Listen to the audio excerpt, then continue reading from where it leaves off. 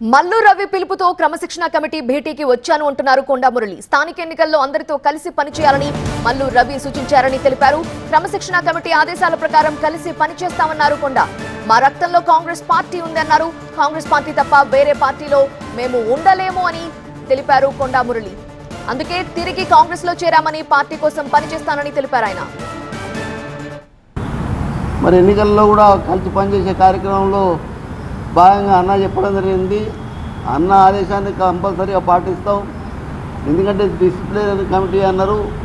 మరి దానికి మేము సమానం కూడా చెప్పడం జరిగింది. వారు సాటిస్ఫై అయినరు. కాబట్టి ఇప్పుడు కాదు ఎప్పుడు కూడా మా కాంగ్రెస్ పార్టీ మా రక్తంలో ఉన్నది. కాబట్టి ఎందులో ఉండలేము, కాంగ్రెస్ పార్టీని అయితేనే ఉంటాం. కాబట్టి మీ పార్టీకి రావడం జరిగింది. మరి ఈరోజు ఒకటే మాట చెప్తున్నా, కాంగ్రెస్ పార్టీ ఏ ఆదేశం ఇస్తే దాన్ని తూచా తప్పకుండా ఆచరణ పెడతానని తెలియదు.